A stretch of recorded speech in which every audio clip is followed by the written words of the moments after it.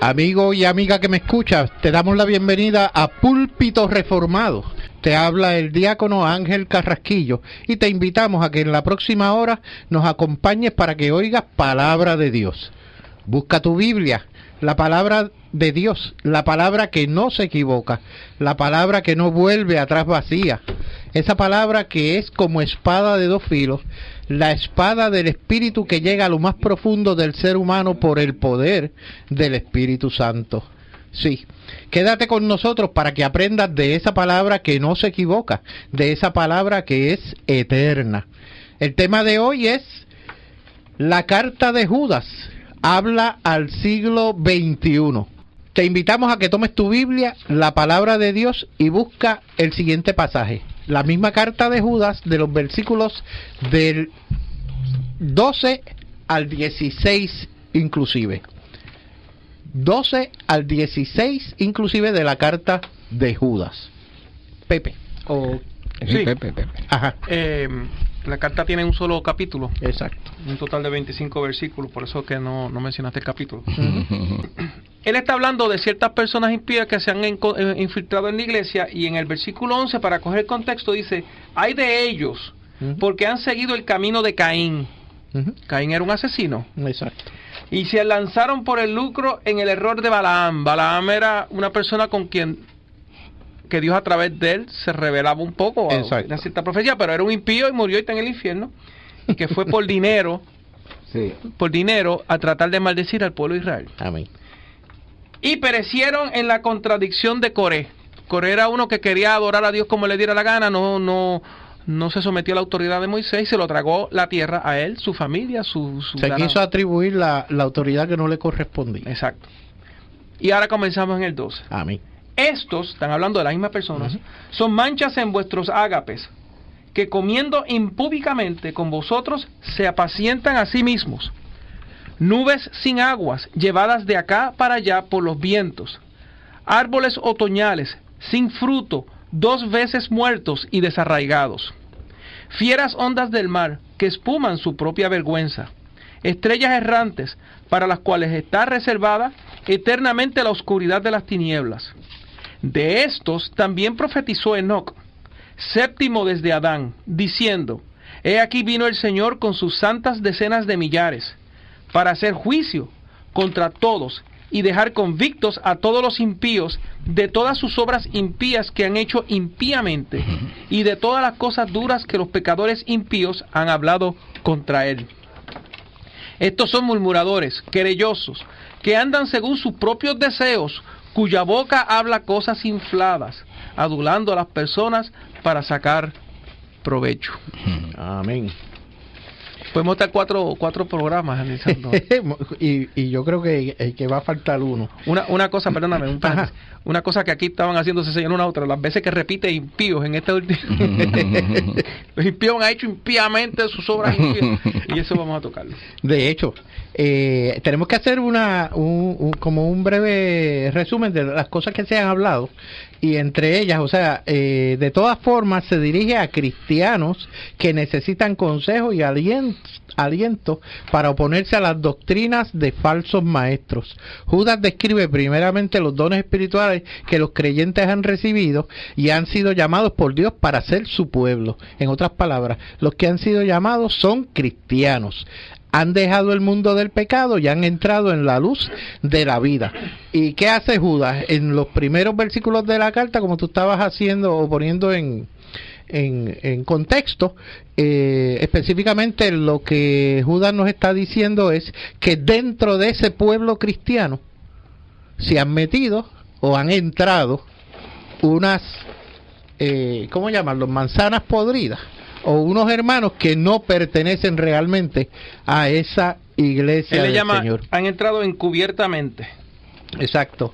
Yo estaba buscando para entrar dentro de lo que nos llama la atención en el versículo 12. Esos son esos individuos no son sino manchas en las fiestas de amor fraternal que ustedes celebran.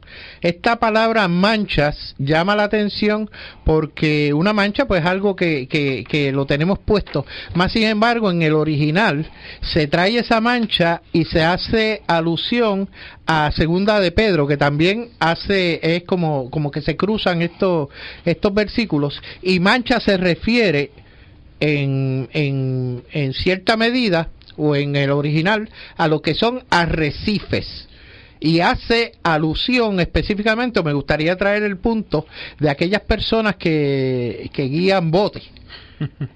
Estos botes, cuando usted está guiando un bote, específicamente ese bote, usted como capitán tiene que tener varias cosas en consideración. Uno, conocer el bote que está guiando a la saciedad, y dos, conocer dónde está dirigiendo el bote para evitar chocar con un arrecife, porque el arrecife tiene una característica, y es que normalmente está escondido, está debajo del agua, y esa alusión al llamar manchas a estos personas que están dentro de la iglesia, pues nos está diciendo, ojo, porque no los vemos a flor de agua, no, por encima del agua. Tenemos que escudriñar y conocer, buscar conocerlo. El versículo 4 dice, encubiertamente. Encubiertamente, así han entrado. Específicamente, cuando nosotros conocemos de la palabra y nos preparamos en ella, por lo menos debemos estar preparados para que estas personas a las cuales hace alusión Judas en su carta, pues no hagan o hagan el menos daño posible dentro de la iglesia. Mira, cuando estaba diciendo que la mancha se relacionaba en el original a arrecifes, ajá, yo me reí un poco porque yo me acuerdo, yo iba a Isla de Mona a pescar en un barco desde Mayagüez, un barco como de 40 pies, y había que tener mucho cuidado con los arrecifes, especialmente en los días de mal tiempo, porque el oleaje era fuerte. Uh-huh. Y es como tú dices, ¿qué hace un arrecife? ¿Qué le pasa a un arrecife a un barco? Pues quizás no lo hunda completamente, pero lo daña. Hay que dejarlo y eventualmente se rompe todo.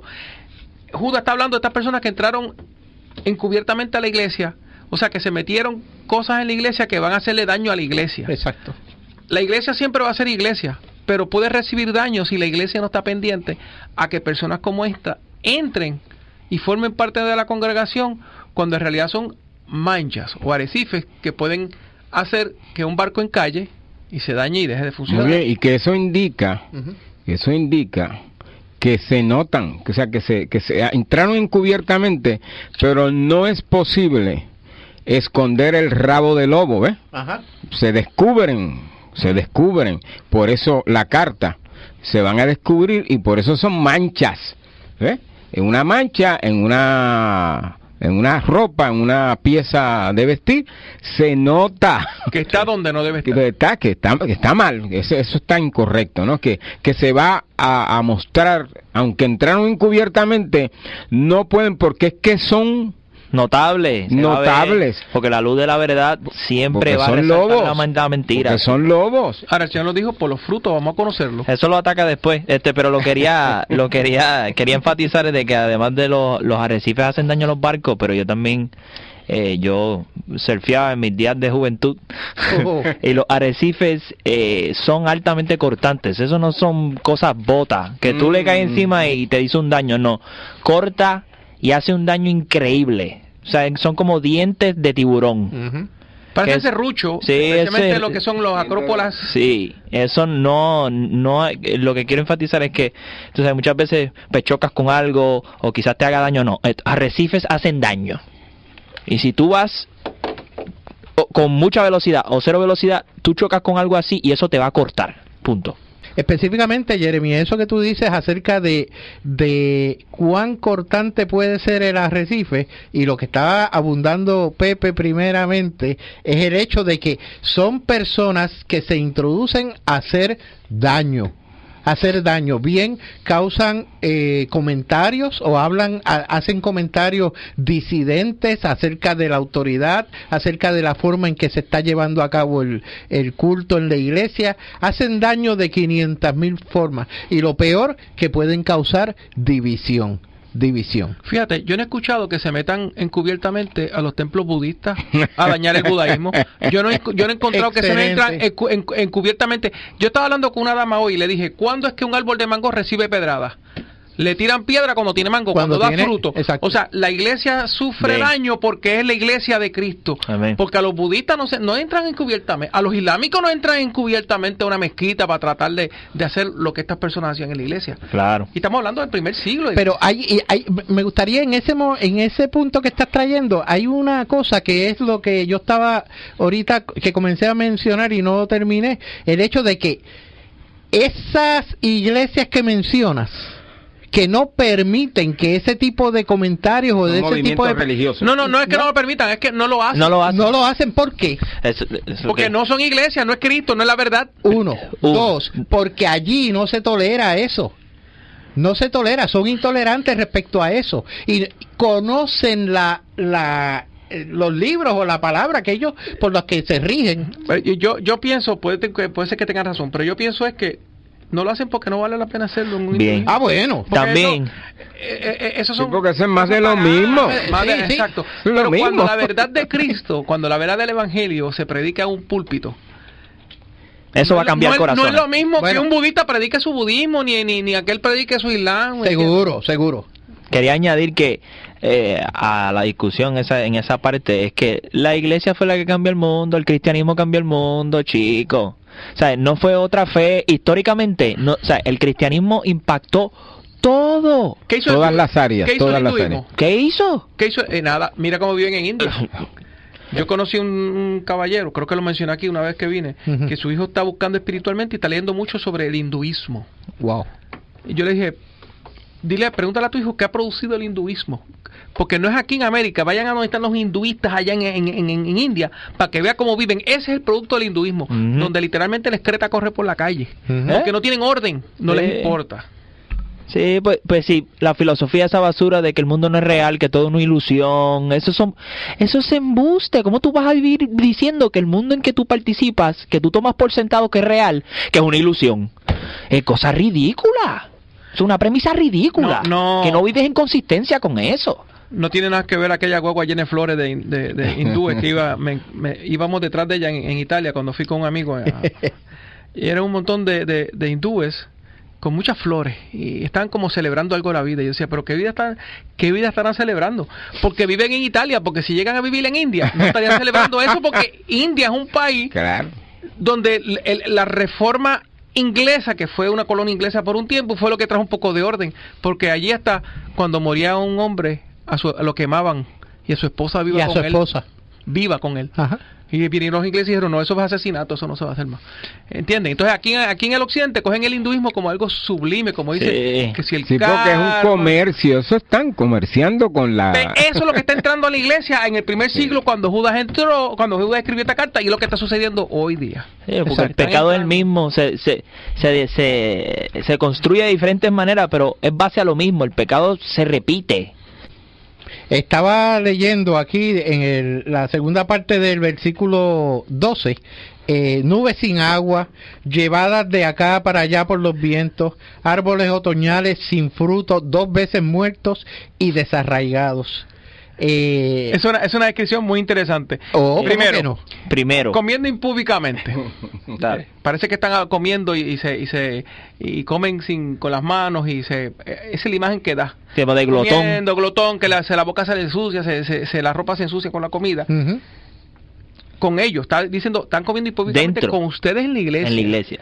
Se apacientan a sí mismos. Ahí ya empezamos mal. ¿Cómo que no? Ahí está el rabo que mencionaba André ahorita. Exactamente. Que no se puede esconder. Exacto, pero estos son los detalles que por alguna razón la iglesia de esos primeros años no estaba viendo o estaba pasando por alto. No, yo creo que entraron encubiertamente y la iglesia... Fíjate que porque en estos detalles es que empezamos a ver la realidad de esos impíos. Me da la impresión de que Judas escribió la carta a iglesias que no tenían ese conocimiento, que estaban entrando encubiertamente porque le llegó el conocimiento de que algo estaba sucediendo en otras iglesias. Y él decía que por la necesidad, por la gran solicitud que tenía, en el versículo 3 dice, por la gran solicitud que tenía de escribiros acerca de nuestra común salvación. ¿ok? Me ha sido necesario escribiros exhortándoos que contendáis ardientemente. O sea, es lo que está diciendo, para evitar esto y para corregir lo que ella se ha metido, hay que, y voy a usar la palabra, es un poco áspera, pero hay que pelear. Pero no estamos hablando de pelea física, sino hay una pelea espiritual aquí. Sí. Hay que tomar en cuenta que era una sola iglesia. No se puede ser tolerante. Eso es importante, Andrés. Era una sola iglesia, ¿no?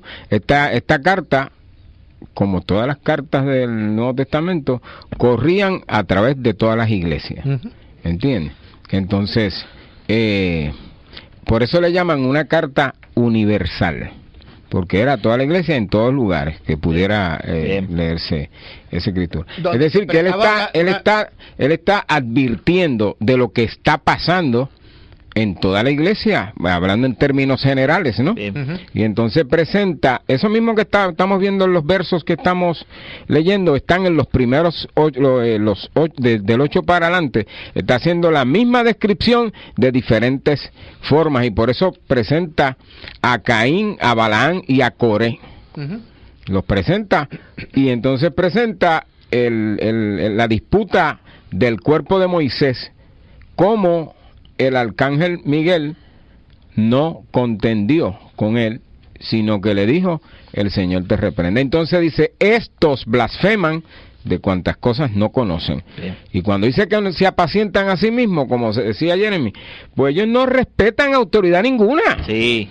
Ellos no se someten a nadie, ellos no necesitan la enseñanza de la iglesia, ni la enseñanza del pastor, ni necesitan congregarse, porque ellos se apacentan a sí mismos, ellos son sus propios pastores y líderes. Lo que iba a añadir es que en el contexto del libro no se sujetan, como bien dijiste, a la autoridad apostólica ni a la autoridad local de la iglesia, pero trayéndolo al siglo XXI, ¿cuánto de nosotros, primeramente, no, como iglesia, no se sujetan a ninguna autoridad, que andan iglesias vaqueras por ahí, que tú no les conoces, que no responden a nadie, pues tú no puedes conocer si están predicando la sana doctrina de Cristo? Y como bien dijiste también, Andrés, en el ámbito personal, gente que no se quieren congregar, que no aman a la iglesia, pero se profesan ser cristianos, pero no vienen, no son partícipes de la iglesia visible. No tienen comunión. Renegados por todos lados. Te tengo una pregunta, Jeremy. En cuanto a congregarse, sí, porque parece que estaban en la congregación, sí, estaban dentro de la iglesia. Pero la pregunta es, ¿cómo hoy día esto está sucediendo? ¿Cómo hoy día nos podemos someter a la autoridad apostólica? ¿Cómo hoy día? ¿Cómo? Nos podemos someter a la autoridad apostólica. En la Escritura. A través de la Escritura. Estudiando la palabra de Dios, profundizando en nuestra fe. Porque nuestros apóstoles son los apóstoles que están en la Biblia. Exactamente. No porque fulano de Yabucoa dijo que era apóstol. Nosotros no seguimos esos apóstoles. No seguimos eso. Precisamente porque la revelación especial ya cerró y está en la Escritura. Ahora, esta es la que justifica todas las cosas, todos los orbes. Vamos a coger la próxima descripción.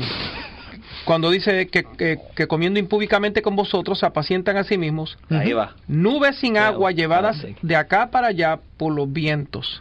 Pablo usa esa palabra diciendo que las personas débiles son llevadas por vientos de doctrina. Sí. Es decir, esos vientos de doctrina se los llevan a personas usualmente que no tienen la conversión. Porque cuando el Espíritu Santo te regenera y revela la verdad de Cristo en tu vida, eso que te ata a la palabra de Dios y a la correcta interpretación de la misma, eso cambia tu vida y tú vas a defender eso hasta la muerte. Ok, Jeremy, primera pregunta.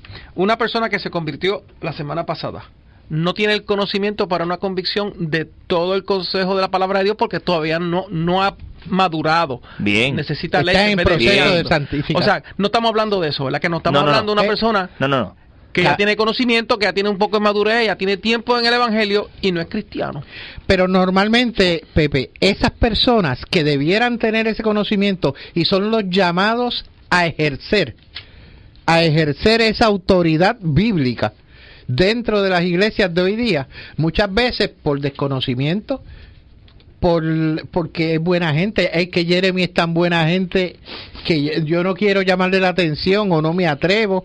Están fallando a la palabra y son las personas que estoy seguro que es a las que quizás Jeremy se refiere, en términos de que tienen la autoridad, son líderes en la iglesia y no ejercen su autoridad. Es bueno establecer que lo que el verso que alude Pepe de Efesios, no hay una relación directa con este otro que estamos, porque él está hablando como de frente, diciendo, mire, ustedes, o sea, estas personas son esto y esto, o sea, no son niños fluctuantes, eso no, esos son enemigos de la iglesia. Lo que mencioné por la palabra viento, no es, yo sé que es diferente. Muy bien, porque el caso de Efesios, él lo coloca, que Dios había constituido apóstoles, pastores, a fin de perfeccionar a los santos, para que todos lleguemos a la unidad de la fe, para que no seamos niños fluctuantes. ¿Ves? Ese no es el caso de Judas que está hablando. Exacto. No, Judas está hablando de un... Porque un niño fluctuante cae en el peligro de ser llevado por cualquier viento. Claro. Y aquí está hablando... No, de gente enemiga. Gente desarrollada, no de fe sencilla. No de fe sencilla. No de fe sencilla. Con propósito de hacer la gente enemiga de Dios. Porque los gnósticos, lo menos que tenían era de sencillo. Te voy a decir una cosa. Lo menos que tenían era de sencillo. Con los eones y el demiurgo y el almacén cósmico que utilizó sus dioses para crear el mundo. Eso no es sencillo. Aquí había que batallar. Sí, por eso él dice que batallemos ardientemente por la fe una vez dada a los santos. Es decir, eso que él está escribiendo a estas personas no son de la fe. Hay que batallar porque esa gente no están en la fe. Por eso son manchas, por eso comen impúdicamente, por eso todo eso que dice ahí. Seguimos, dice, árboles otoñales, sin fruto, 2 veces muertos y desarraigados. Imagínate, mira qué clase de descripción. Mira, para que me entiendan, un árbol cuando se desarraiga, cuando alguien arranca un árbol, que es bien difícil por sus raíces, ¿verdad? Si lo vuelven a sembrar, difícilmente sobrevive. Desarraigado 2 veces. Imagínate tú. Es que están desarraigando un árbol muerto para enterrarlo otra vez. Él se refiere al árbol muerto porque no da fruto y después lo desarraigan. O sea, lo extraen y segunda muerte. Quería añadir, cuando menciona el detalle de sin fruto, hermano, cuando usted es converso, usted da fruto, por obligación. Y unos frutos que son dados por Dios, que son unos en específico. Que eso es una de las cosas que hay que siempre medir, que el Señor nos dio para medir. Por precisamente sus frutos los conoceréis. Exactamente. Fíjate que aquí porque el árbol malo no puede dar frutos buenos. Exacto. Pero fíjate ni el bueno, malos. Exacto. Aquí dice por eso es que se descubren fácil. Aquí dice sin fruto, singular. Cuando tú vas a Gálatas y hablas del fruto del Espíritu, lo hablas en singular también. Hay un fruto del Espíritu, y esto dicen sin fruto. No hay fruto aquí. No hay nada. Bien. No hay nada. No hay nada. Esto total esterilidad o sea, no hay es nada. Un converso, o sea, no se han convertido. Fieras ondas del mar, continúa. Pero si él lo está viendo esto, y como dijo Andrés ahorita, esto es una iglesia una carta universal. Y está sucediendo un problema que él se está viendo que están entrando esta gente. Pues, y que le llama la atención a él, donde haya estado cuando escribió. Oiga, ¿qué esperamos de las personas que están dentro de la iglesia junto con esas personas? Que son los que no toman acción, los que no hacen nada para evitar que esto siga. Muy bien, se ha dicho en otros programas y se nota en la carta, ¿no? Ese asunto de que Dios es amor y entonces no, tú sabes, hay que recibir aquí, y hay que ser inclusivo. Eso sí. Hay que ser inclusivo. Sí, lo hemos trabajado. Pero aquí no dice nada de eso. Lo contrario. Aquí dice lo contrario. Mira, yo aprendí, en algún momento alguien me dijo, sí, pero es que no podemos juzgar. No. Oiga, ya es un juicio. Sí, pero ese es un juicio del que no podemos juzgar. Fíjense, pero en honor a la verdad. Cuando nosotros vemos las acciones que están tomando, nosotros podemos señalar esas acciones. No, pero es que como que no podemos juzgar. Oye, precisamente. Con justo juicio. Exacto. Dijo precisamente. A eso es que voy, pero hay gente que utiliza esa barbaridad. ¿Para qué? Para no tomar acción. Sí, porque ese es un evangelio ñoño. Él iba a decir algo. Sí, en honor a la verdad. lo menos que quiere una congregación es estar pasando juicio. Pero es inevitable que la iglesia es inevitable que la iglesia no haga juicio. Una iglesia que deje de enjuiciar eventos como este, personas que entran encubiertamente en un sentido porque nadie sabe quién entra encubiertamente o no, porque lo vemos por la conducta.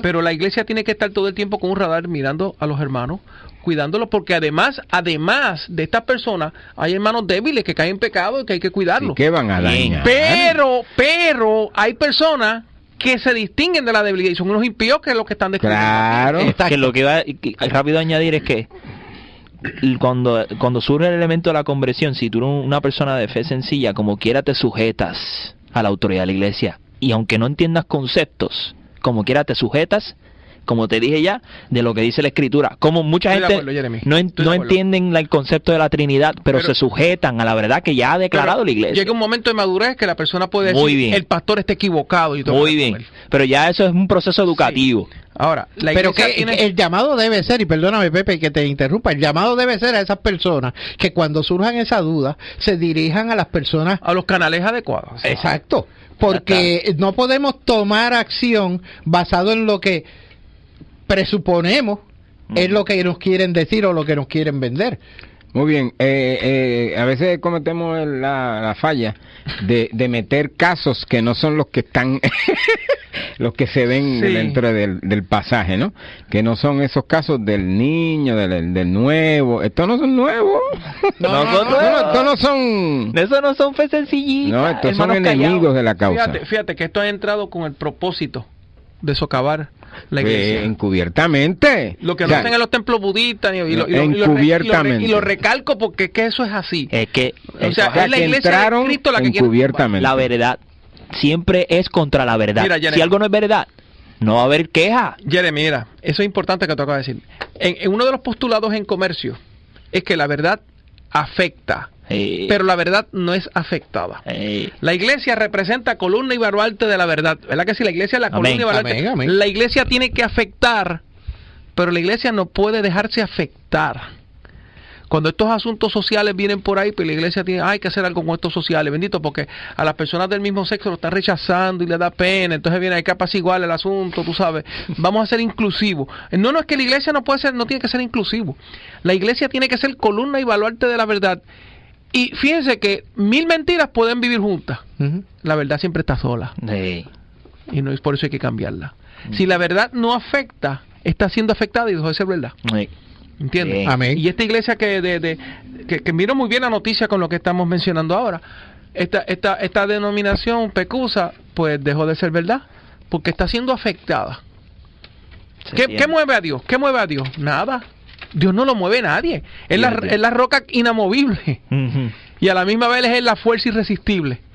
Pues Dios no necesita de nada. Bien. ¿Por qué nosotros tenemos que entonces cambiar a Dios y hacernos idólatras? No, pero precisamente en eso es que estriba este tipo de programas, el hecho de que nosotros estamos llamados a continuar sirviendo a la palabra y escuchando, escudriñando la palabra. Nosotros no vamos a cambiar la palabra para que se adapte a nosotros. O sea, en la medida que nosotros estamos siguiendo la palabra, estamos siguiendo el consejo y la doctrina de Dios. En ese sentido, muchas de estas personalidades que nos han ocupado en la noche de hoy, sencillamente lo que han hecho es eso, querer tergiversar ese mensaje de la palabra. ¿Para qué? Para alimentarse a ellos mismos, como decía el pasaje mismo. Comer impúdicamente. Y lucrarse, porque están con el mismo espíritu de Balaam, del lucro, dice ahí, y de Caín, que era un rebelde. Amén. Que yo quiero adorar a Dios a mi manera. Siempre, la secta siempre ocurre eso mismo, o el sexo o el dinero. Siempre ocurre, son los vehículos que cogen siempre. Pues yo entiendo que apenas cubrimos un versículo o la mitad de un versículo, así que obviamente continuaremos la próxima semana. Que Dios esté contigo y tu familia y todos los tuyos, Señor, en el nombre de Cristo nuestro Señor. Amén y amén.